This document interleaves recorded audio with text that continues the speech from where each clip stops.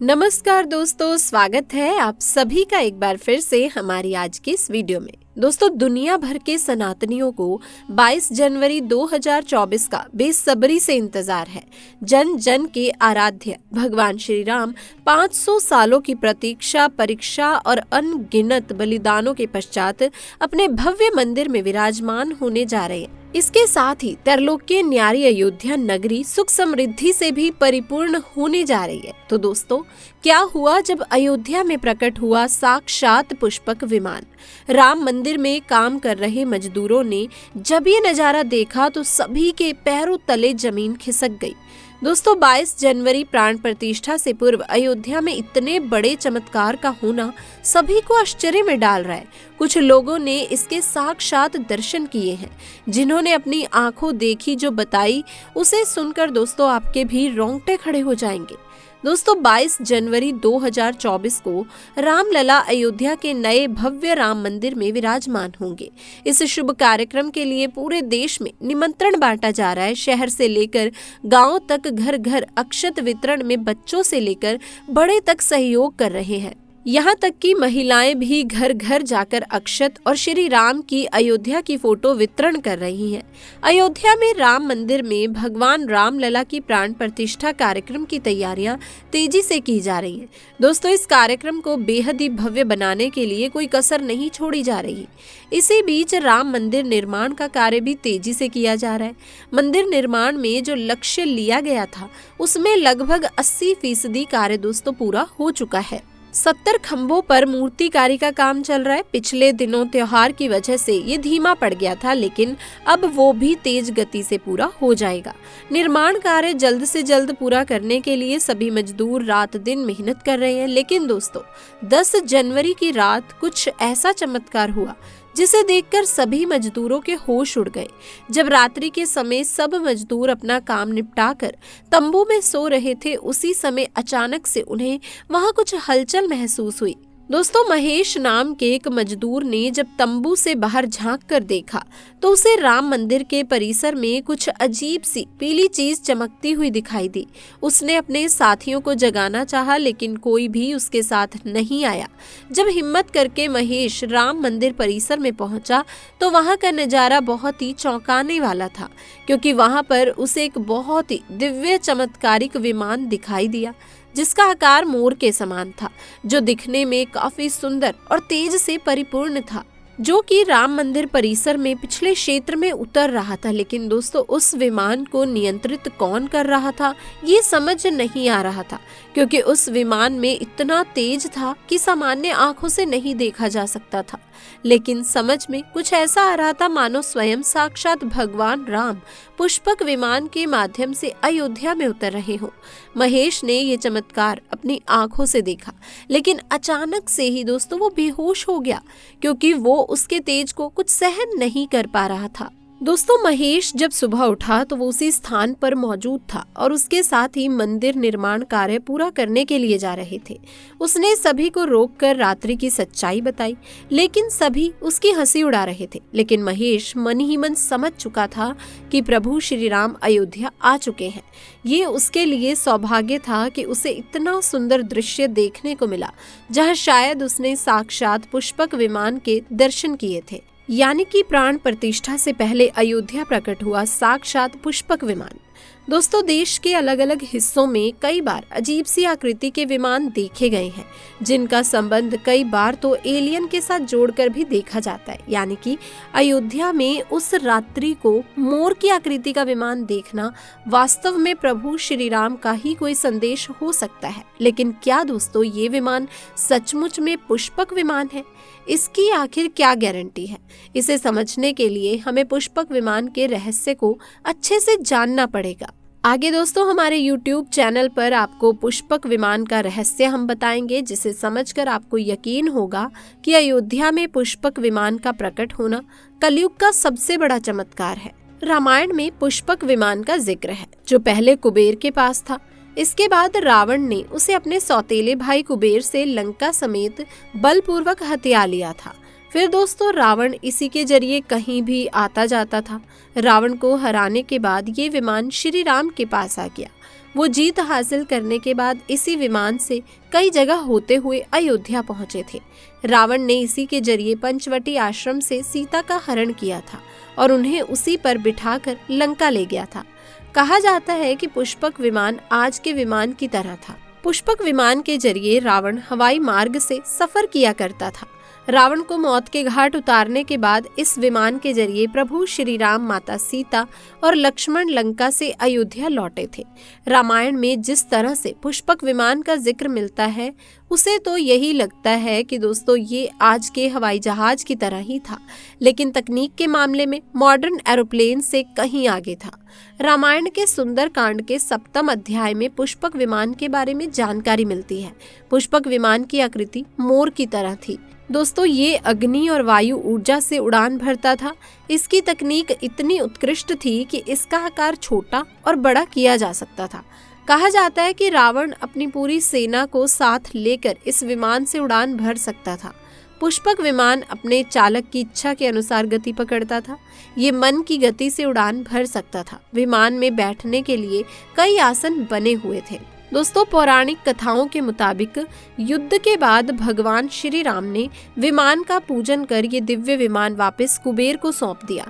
कुबेर ने ये पुष्पक विमान को भेंट स्वरूप प्रभु श्री राम को दे दिया, जिसके बाद इसी पुष्पक विमान से प्रभु श्री राम, माता सीता और लक्ष्मण अयोध्या पहुंचे। अब दोस्तों कई हजारों सालों के बाद एक बार फिर से जब भव्य राम मंदिर का निर्माण हुआ तो प्रभु श्री राम अपने भाई लक्ष्मण और माँ सीता के साथ एक बार फिर से अयोध्या धाम पहुंच रहे हैं, वो भी अपने इसी पुष्पक विमान पर, जिसका नजारा वहां के मजदूर अपनी आंखों से देख चुके हैं। दोस्तों रामायण के प्रसंग में कहा गया है कि जब माता सीता को हरण करके रावण ले जा रहा था तो रास्ते में जटायु ने अपनी चोंच से रावण को चोट पहुंचाई थी। उस समय रावण पुष्पक विमान में ही मौजूद था। इसके बाद रावण ने तलवार से जटायु को लहूलुहान कर दिया था। जटायु घायल होकर जमीन पर गिर गए। जब सीता को खोजते हुए राम जी पेड़ पौधे और पक्षियों से पूछते जा रहे थे तो रास्ते में घायल जटायु से मुलाकात होती है। मरणासन में पड़े जटायु जी राम जी को बताते हैं कि रावण सीता को हरण करके किस दिशा में गया है, लेकिन जब साक्षात प्रभु श्री राम पुष्पक विमान में अयोध्या आ चुके हैं तो भला उनके परम भक्त जटायु कैसे पीछे रह सकते हैं। दोस्तों अयोध्या में रामलला की प्राण प्रतिष्ठा से पहले जनपद की सीमा में गिद्धों का झुंड दिखाई दिया है। स्थानीय लोग इसे गिद्धराज जटायु से जोड़कर देख रहे हैं। वे इसे शुभ संकेत भी मान रहे हैं। मिल्कीपुर तहसील क्षेत्र के गांव धरौली में पिछले 10 से 12 दिनों से गिद्धों का झुंड वास कर रहा था। हालांकि उस गांव से गिद्ध उड़ गए हैं, लेकिन अयोध्या की सीमा में यहाँ वहाँ दिखाई दे रहे हैं। गांव वालों का कहना है कि पिछले 20 वर्षों से हम लोगों ने इलाके में गिद्ध नहीं देखे। अब जब राम मंदिर बन रहा है तो इस गांव में लगभग 50 की संख्या में गिद्ध आकाश में दिखाई दे रहे हैं। उनमें से 10 से 12 हैं गिद्ध गांव में ही सेमल के पेड़ पर वास कर रहे थे। गिद्धों के दिखने की घटना को ज्यादातर लोग राम से जोड़कर देख रहे हैं और शुभ संकेत भी मान रहे हैं। दोस्तों 22 जनवरी को होने वाली प्राण प्रतिष्ठा के समारोह में देश के प्रधानमंत्री नरेंद्र मोदी ने देश विदेश की कई महान हस्तियों को निमंत्रण दिया है। लेकिन दोस्तों आपको जानकर हैरानी होगी, नेपाल में भी कुछ लोगों को समारोह में आने का निमंत्रण दिया गया है। इसके पीछे का रहस्य जानकर आपके भी होश उड़ जाएंगे, क्योंकि नेपाल को भगवान श्री राम का ससुराल कहा जाता है। क्योंकि नेपाल एक समय पर जनकपुर धाम था, जहाँ के राजा थे राजा जनक और उनकी पुत्री माँ सीता वहीं पर भूमि में से प्रकट हुई थी। जनकपुर धाम जिसे मिथिला भी कहा जाता था। मिथिला संस्कृति में ये मान्यता है कि जब बेटी का गृह प्रवेश होता है तो उसके मायके से तोहफा और अन्य सामग्री भिजवाई जाती है। इसी परंपरा के मुताबिक जब प्रभु राम का मंदिर में गृह प्रवेश होगा तो सीता जी की और नेपाल से अयोध्या उपहार आ रहे हैं। राम मंदिर की प्राण प्रतिष्ठा के लिए भगवान राम के ससुराल नेपाल के जनकपुर से कपड़े, फल और मेवा के साथ साथ उपहार से सजे 1100 थाल आने वाले हैं। इसमें आभूषण, बर्तन, कपड़े और मिठाइयों के अलावा भार भी आएगा, जिसमें दोस्तों 51 प्रकार की मिठाइयाँ, दही, मक्खन और चांदी के बर्तन शामिल होंगे। 22 जनवरी को प्राण प्रतिष्ठा समारोह होने वाला है। इसके लिए श्री राम जन्मभूमि तीर्थ क्षेत्र ट्रस्ट की तरफ से भगवान राम के ससुराल नेपाल के कई गणमान्य लोगों को निमंत्रण पत्र भेजे गए हैं। दोस्तों, आज हम राम मंदिर को बनते हुए देख रहे हैं, ये हमारा सौभाग्य है। लेकिन इस भव्य राम मंदिर के बनने में कई हजारों सेवकों और राम भक्तों का बलिदान छुपा है। उस समय आक्रमणकारियों ने काशी, मथुरा के साथ ही अयोध्या में भी लूटपाट की और पुजारी की हत्या कर मूर्तियां तोड़ने का क्रम जारी रखा। लेकिन 14वीं सदी तक वो अयोध्या में राम मंदिर को तोड़ने में सफल नहीं हो पाए, क्योंकि हर बार राम मंदिर और अयोध्या की रक्षा करने के लिए आसपास के राजा मदद भेज देते थे। हजारों साधुओं ने भी मंदिर की रक्षा के लिए अपने प्राणों की आहुति दे दी। विभिन्न आक्रमणों को झेलते हुए श्री राम की जन्मभूमि पर बना भव्य मंदिर 14वीं शताब्दी तक बचा रहा।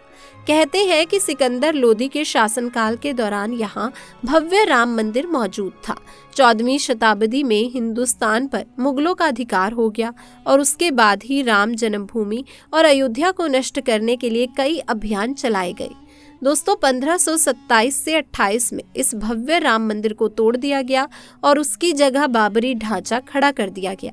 कहते हैं कि मुगल साम्राज्य के संस्थापक बाबर के एक सेनापति ने बिहार अभियान के समय अयोध्या में श्री राम के जन्म स्थान पर स्थित प्राचीन और भव्य मंदिर को तोड़कर एक मस्जिद बनवाई थी। 19 जनवरी 1885 को हिंदू महंत रघुवर दास ने पहली बार इस मामले को फैजाबाद के न्यायाधीश पंप हरिकिशन के सामने रखा था। इस मामले में कहा गया था कि मस्जिद की जगह पर मंदिर बनना चाहिए, क्योंकि ये स्थान प्रभु श्री राम का जन्म स्थान है। वर्ष 1947 में भारत सरकार ने मुसलमान को विवादित स्थल से दूर रहने के आदेश दिए और मस्जिद के मुख्य द्वार पर ताला लगा दिया गया, जबकि हिंदू श्रद्धालुओं को एक अलग जगह से प्रवेश दिया जाता रहा। लेकिन दोस्तों, सन 1989 में एक ऐसा चमत्कार हुआ जिसे देखकर मुसलमानों की भी आंखें खुल गई। ये रामलला का बहुत बड़ा चमत्कार था कि मस्जिद के अंदर से अचानक ही रामलला की मूर्ति प्रकट हो गई। कुछ कट्टरपंथियों का कहना था कि कुछ हिंदू दलों ने रात्रि के समय चुपके से यहाँ पर मूर्तियां रखी हैं। 1939 में भगवान राम की मूर्तियां मस्जिद में पाई गई।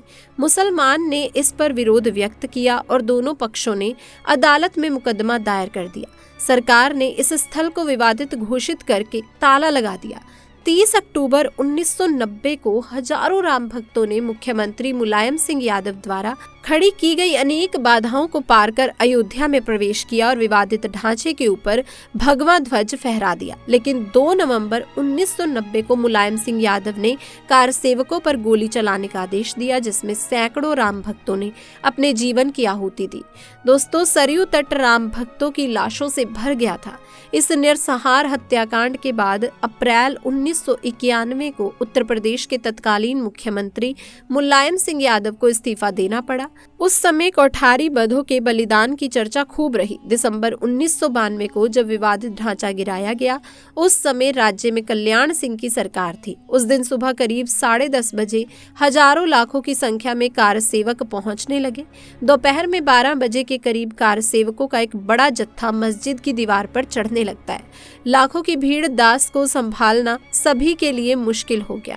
दोपहर के 3:40 पर पहले गुबंद भीड़ ने तोड़ दिया और फिर 5 बजने में जब 5 मिनट का वक्त बाकी था, तब तक पूरे का पूरा विवादित ढांचा जमीन दोष हो चुका था। भीड़ ने इस जगह पूजा अर्चना की और रामशिला की स्थापना कर दी। मुख्यमंत्री कल्याण सिंह का साफ आदेश था कि कार सेवकों पर गोली नहीं चलेगी। इस महान कल्याण सिंह जी को हम शाश्वत दोस्तों प्रणाम करते हैं। तो दोस्तों, राम मंदिर को बनता हुआ देखना सौभाग्य है, लेकिन जब भी हम इसके पीछे हजारों हिंदुओं का बलिदान देखते हैं तो हमारी आंखें नम हो जाती हैं। इस पूरी वीडियो को देखने के बाद आक्रमणकारियों के लिए आपके दोस्तों क्या विचार हैं? आप हमें कमेंट बॉक्स में आके जरूर बताइएगा। इसी के साथ वीडियो पसंद आई हो तो इस वीडियो को जल्दी से जाके लाइक कर दीजिए, शेयर कर दीजिए और चैनल पर नए हैं तो चैनल को सब्सक्राइब कर लीजिए। मुलाकात करते हैं और एक नई वीडियो के साथ। तब तक के लिए जय श्री राम।